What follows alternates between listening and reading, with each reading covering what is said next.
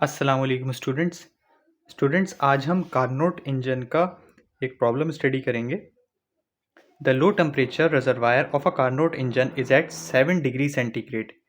Carnot engine का low temperature reservoir का temperature है 7 डिग्री सेंटीग्रेड और उसकी एफिशिएंसी है 40%।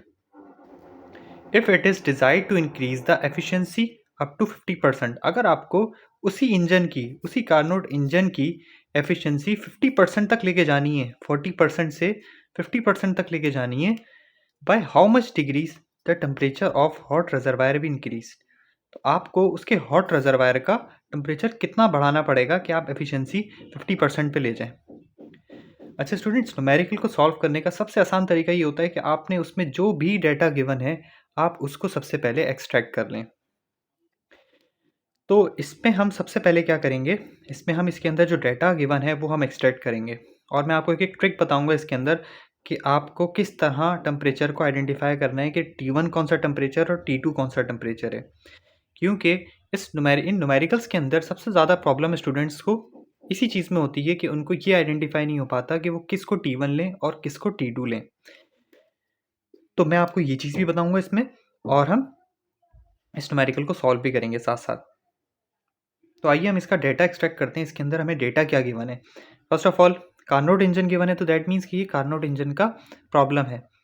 लो टेम्परेचर रिजर्वायर का टेम्परेचर है आपके पास 7 डिग्री सेंटीग्रेड, तो आपने T2 को ले लिया 7 डिग्री सेंटीग्रेड और डिग्री सेंटीग्रेड से आपको उसको केल्विन में कन्वर्ट करना है। तो आपको पता है कि आप केल्विन में कन्वर्ट करने के लिए क्या करते हैं, हमेशा 273 प्लस कर देते हैं डिग्री सेंटीग्रेड वाले टेम्परेचर में। तो आपने 273 में 7 प्लस करे 280 केल्विन आ गया। अगर यहाँ पे for example T2 10 degree centigrade given होता तो आप 10 प्लस 273 करते तो 283 आ जाता है यहाँ पे केल्विन। जो भी टेम्परेचर गिवन होगा सेल्सियस में, उसको आपने केल्विन में कन्वर्ट करने के लिए 273 उसमें ऐड कर देना है। अच्छा स्टूडेंट्स, आपने ये कैसे आइडेंटिफाई किया कि ये T2 है।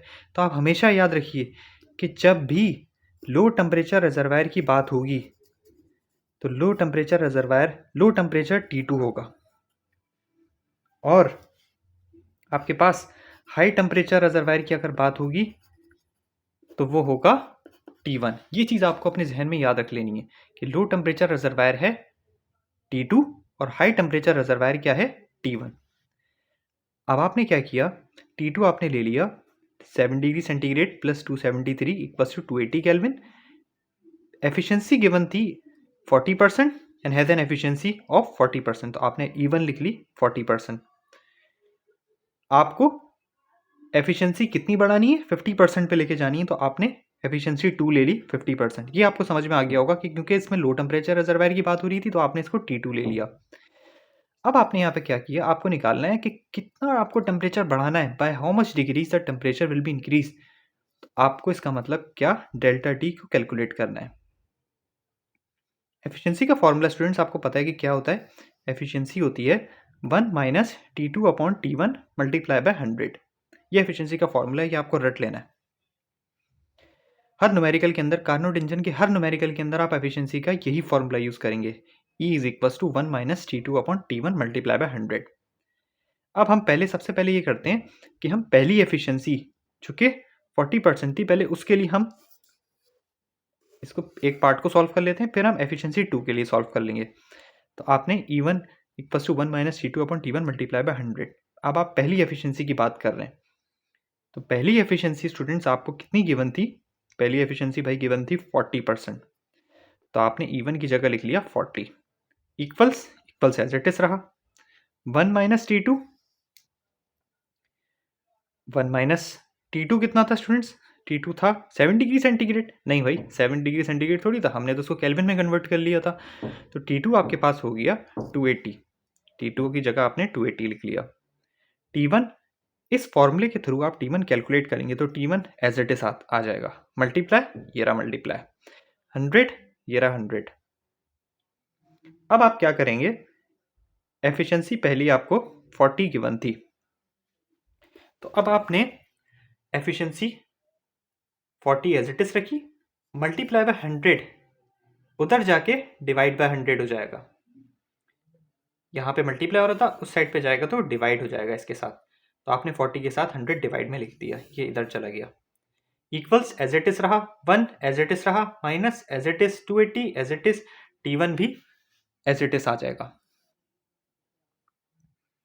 स्टूडेंट्स अब इसको कैंसिल कर देंगे, आप चाहें तो 2 के टेबल से कैंसिल कर दें, या आप चाहें तो इसको 20 के टेबल से कैंसिल कर दें। 20 2 ज़ा 40, 25 ज़ा 100, या आप सिंपल कैलकुलेटर के अंदर इसको पुट कर देंगे तो आपके पास इसका आंसर आ जाएगा 2/5। इक्वल्स एज इट इज रहा 1 माइनस 280/T1। अब स्टूडेंट्स हम एक काम करते हैं, इसमें हम एलसीएम ले लेते हैं 1 माइनस 280/T1 में। एलसीएम किस तरह लेंगे, नीचे जो भी चीज़ है, नीचे क्या था T1, एक बड़ी सी लाइन लगाएंगे और नीचे T1 था तो T1 आपने एज इट इज रख लिया, ठीक है। अब आपने यहाँ पे क्या किया, क्रॉस मल्टीप्लाई करवाया, T1 इससे मल्टीप्लाई होगा और यहाँ पे जो भी है वो इससे मल्टीप्लाई होगा। T1 बन जा T1, ये रहा, माइनस एज इट इज रहा 1, कुछ नहीं होता तो 1 होता है, 1 मल्टीप्लाई बाय 280, 280 क्रॉस मल्टीप्लाई करना है, इसको इससे, इसको इससे। T1 यहाँ पे एज इट इज आ गया, माइनस भी एज इट इज आया, 280 भी एज इट इज आ गया। स्टूडेंट्स ये चीज़ मैं आपको दोबारा बता देता हूँ, T1 1 सा T1, 1 multiply by 280, 280 minus as it is आ गया, और नीचे जो भी चीज़ होती है वो एज इट इज आप लिख देते हैं। ये हमने इसका एलसीएम ले लिया 2/5 T1 माइनस 280/T1।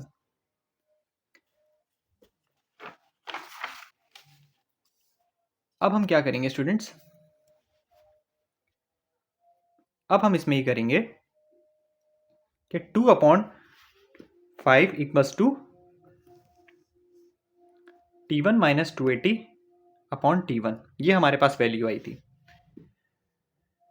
अब आपने इसको क्रॉस मल्टीप्लाई करवाया, T1 मल्टीप्लाई बाय 2T1, ये इससे मल्टीप्लाई होगा और ये इससे मल्टीप्लाई हो जाएगा, 2 multiply by T1 2T1, 5 multiply by ये पूरी वैल्यू से मल्टीप्लाई होगा, 5 मल्टीप्लाई बाय T1 माइनस 280।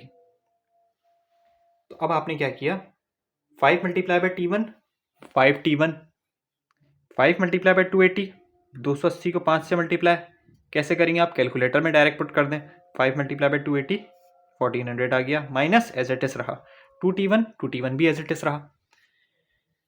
अब आपने क्या करना है स्टूडेंट्स, एक काम ये करते हैं हम कि T1 और T1 को एक जगह ले जाते हैं और 1400 को अलग एक साइड पे कर देते हैं, क्योंकि ये दोनों एक जैसे लग रहे हैं आपको, T1।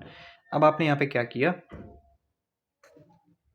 2T1 इधर प्लस का था, उस साइड पे आके माइनस का हो जाएगा, 5T1 एज इट इज रहा, 2T1 प्लस का था, इधर आके माइनस का 2T1 हो गया, 1400 इधर माइनस का था, उस साइड 1400 इधर चले जाएगा, माइनस का था उधर जाके प्लस का हो जाएगा, 1400 एज इट इज रहा, 5 में से 2 गए, 3 बचे, T1 एज इट इज आ गया। अब आपने क्या किया, T1 एज इट इज लिख दिया, 3 यहाँ पे मल्टीप्लाई हो रहा था उधर जाके डिवाइड हो गया, इस 1400 के नीचे आ गया 3, 1400 डिवाइड बाय 3 कितना होता है, 466 होते हैं। T1 की वैल्यू आ गई आपके पास 466.6 केल्विन। एफिशिएंसी 2 आपको निकालनी है, आपने एफिशिएंसी 1 के लिए काम किया था, अब आप एफिशिएंसी 2 के लिए काम करेंगे। E2 equals to 1 minus T2/T1 multiply by 100। Efficiency 2 की वैल्यू थी आपके पास 50, न्यूमेरिकल में गिवन थी, 1 एज इट इज रहा, माइनस एज इट इज रहा, T2 आपके पास 280 था, multiply by 100 as it is रहा, और T1 अब आपको यहाँ पे निकालना है, क्योंकि आपको डिफरेंस निकालना था टेम्परेचर का, तो एक टेम्परेचर तो आपने निकाल लिया है, दूसरा टेम्परेचर अब आप निकालने जा रहे हैं। तो T1 तो इसको कह दिया था, तो क्यों ना हम इसको T1 डैश कह दें डिफरेंशिएट करने के लिए, क्योंकि आप T1 पहले ही निकाल चुके हैं, अब आप T1 डैश निकालने जा रहे हैं, ताकि आप उन दोनों को माइनस करके उसका डिफरेंस इन टेम्परेचर निकाल लें। तो E2 की जगह पे आपने 50 पुट करा, उसी तरह हम इसको भी सॉल्व करेंगे। इक्वल्स एज इट इज रहेगा 1 minus as it is T2 की जगह पे 280, T1 डैश भी as it is multiply by 100 as it is. अब आपने यहाँ पे क्या किया, उसी तरह 100 यहाँ पे मल्टीप्लाई हो रहा है, उधर जाके डिवाइड हो गया, 50 divide by 100 equals to 1 minus 280/T1 dash, 51 ज़ा 50, 52 ज़ा 100। T1 डैश इधर नीचे आ रहा है, अब हम उसी तरह एलसीएम लेंगे इसका, T1 डैश हमारे पास नीचे आ रहा है, तो हम T1 डैश को नीचे ही रखेंगे और इधर क्रॉस मल्टीप्लाई करा देंगे, ये चीज़ इससे मल्टीप्लाई हो जाएगी और यहाँ जो भी है वो इससे, T1 dash multiply by 1, T1 dash 1 multiply by 280, 280। अब आपने क्या करना है, ये आपके पास आ गया 1/2 T1 dash minus 280 T1 dash. अब आप क्रॉस मल्टीप्लाई कराएंगे, T1 डैश 1 से यहाँ से मल्टीप्लाई होगा और 2 इस पूरी वैल्यू से मल्टीप्लाई होगा। T1 डैश 1 जा T1 डैश, 2 मल्टीप्लाई बाय पूरी वैल्यू एज इट इज लिख दी। नेक्स्ट स्टेप के अंदर हम मल्टीप्लाई करवाएंगे, T1 dash as it is रहा इक्वल्स एज इट इज रहा 2 multiply by T1 dash 2 T1 dash 2 multiply by 280 560 minus का 560 आ गया। अब आप यहाँ पे क्या करेंगे, माइनस का 560 उस साइड पे जाके प्लस का 560 हो जाएगा और T1 डैश इधर प्लस का है उस साइड पे जाके माइनस का T1 डैश हो जाएगा। 2 माइनस 1 इज 1 T1 डैश और 1 हम लिखते नहीं तो हमने सिर्फ T1 डैश लिख लिया जो कि हमारे पास 560 आ गया। अब आप क्या करेंगे, अब आप चेंज इन टेम्परेचर निकालने के लिए इस वाली वैल्यू में से दो आपके पास वैल्यू आ चुकी है, एक T1 आ चुका है, एक T1 डैश आ चुका है। T1 डैश में से आप माइनस करवा देंगे T1 को, T1 डैश में से माइनस करा दिया T1 को। T1 डैश था हमारे पास 560 और T1 था हमारे पास 466.6 जो कि हमने पहले निकाला था। इन दोनों को हमने माइनस करवाया तो आपके पास चेंज इन टेम्परेचर आ गया 93.4 केल्विन। ये हमारा फाइनल आंसर है। स्टूडेंट्स, अगर आपको न्यूमेरिकल समझ में आए तो प्लीज़ हमारे चैनल को लाइक और सब्सक्राइब करें। Thank you.